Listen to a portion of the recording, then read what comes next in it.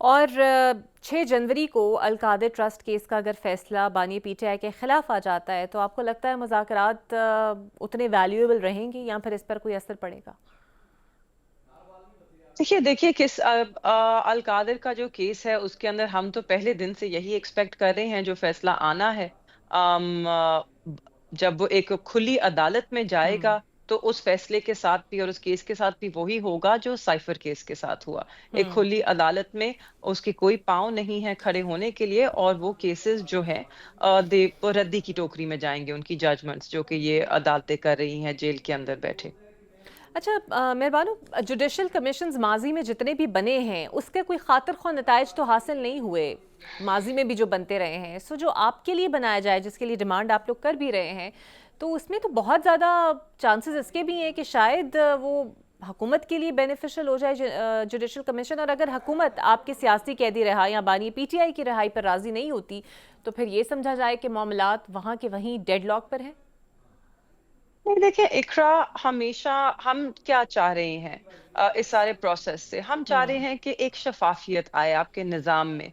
अगर हम judicial commission अगर तो सुप्रीम कोर्ट के 3 सीनियर मोस्ट जजेस के ऊपर मुश्तमिल बनती है तो मुझे पूरी उम्मीद है कि वो हम्म। इंसाफ करेगी और वो इस they will get to the bottom of it और वो सही तहकीकात करेंगे और नेक नियति के साथ करेंगे।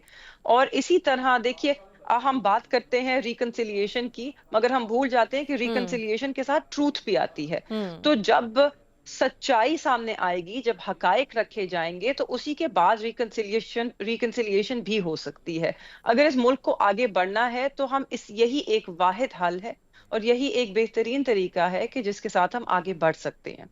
बिल्कुल ठीक है। और बनीगाला हाउस अरेस्ट की ऑफर किसने की? क्योंकि एक तरफ तो बानिए पीटीआई इसको कंफर्म कर रहे हैं लेकिन हुकूमत इनकारी है कि हमने ऐसी कोई ऑफर नहीं दी गई। तो फिर अंगेज किए बगैर ये ऑफर आई किसकी तरफ से, अगर वाकई आई है? जी हुकूमत तो बहुत चीजों से इनकारी है। हम्म। सबसे ज्यादा हुकूमत तो ये वो है जो इनकारी इस बात की है कि उन्होंने मैंडेट चोरी किया। पूरा पाकिस्तान जानता है कि 17 सीटों पे मुश्तमिल ये हुकूमत है। तो हम्म। इनकी बातों का क्या माना जा सकता है। हम्म।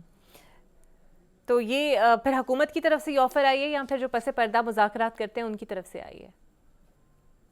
अबव माई पे ग्रेड। ठीक है। अच्छा, उज़मा बुखारी साहिबा ने एक प्रेस कॉन्फ्रेंस में कहा कि 9 मई के मुल्ज़िमान को अगर रिलीफ दिया गया तो ये वाक़यात बार बार होंगे और हम इसके मुतहम्मिल नहीं हो सकते। तो आपके 19 कारकुनान की रिहाई पर ये एक किस्म का एहतजाज ही है उनकी तरफ से। मैं पता नहीं क्या कह सकती हूँ। देखिए जी सबसे पहले तो ये जो 19 लोग हैं ये अपने इनको 2 साल की सजा हुई थी। ये ऑलमोस्ट अपनी सजा मुकम्मल कर चुके हैं। हम्म। इन्होंने क्लेमेंसी की अपील नहीं की गई। आज मैं खुद मिलकर आ रही हूँ बहुत सारी उन फैमिलीज को लाहौर में कि जिनके प्यारे जो हैं वो मिलिट्री कस्टडी में हैं। हम्म। बहुत लोगों पर ये जोर डाला जा रहा है जबरदस्ती कि वो कागजात फाइल करें और एक मर्सी पिटिशन आगे भेजें। मगर जो पढ़े लिखे हैं या जिनको वो उन्होंने नहीं किया जिनको अभी समझ नहीं थी उन्होंने शायद दबाव में आकर ये कर दिया। मगर आपने सुना कि बाहर आके उन्होंने क्या स्टेटमेंट्स दी हैं। वो अभी भी वहीं पर खड़े हैं जहां वो खड़े थे। और मैं इस बात के इसलिए खिलाफ हूं क्योंकि उन्होंने जुर्म किया ही नहीं। वो जुर्म साबित ही नहीं हुआ। तो जब किसी ने जुर्म नहीं किया और वो जुर्म साबित नहीं हुआ तो उसका एतराफ करें और उसकी माफी किस तरह मांगे। हम्म। मैं माफी तो उस चीज की मांगूंगी ना जो मेरे से गलती हुई है। तो उज़्मा बुखारी साहिबा जो हैं वो इस वक्त खुद जज जूरी और एग्जीक्यूशनर बनी हुई हैं। हालांकि उनको ये जेब नहीं देता। She is an information minister.